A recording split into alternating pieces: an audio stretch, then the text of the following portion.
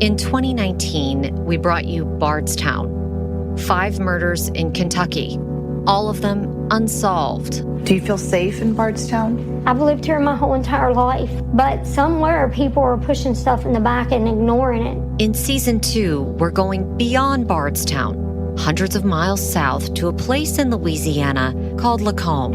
It just felt kind of desolate.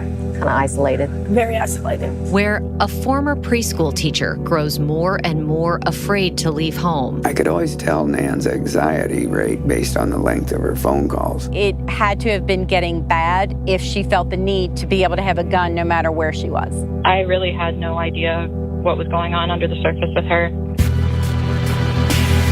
So Nanette Krentel and her husband, the local fire chief, turned their home in the woods into a fortress. He had put in new cameras. A lock wasn't even enough. There was a board that slid down. They also had 30 guns. 30 guns. Was Nanette paranoid? No, absolutely not.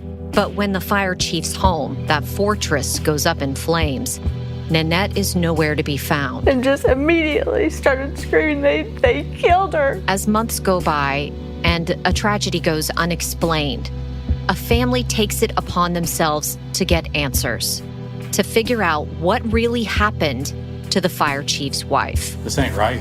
Nobody's even investigated this. I'd like to say that we're doing everything possible. I don't trust anybody down there in position. We have been telling you that they have information for you guys, but they don't necessarily trust you. So you talk to all these firemen. What evidence do they have, or have they brought to your attention? Did any of them witness anything that day? What facts do they have, and what evidence do they have? I have tried to be as open as I can be to the sheriff's office and respect their process, because in the end, they are going to be the one that's going to solve this. If a sheriff came to their door or made any kind of effort, a deputy made an effort to speak to them, maybe they would say something, but there's been no effort made.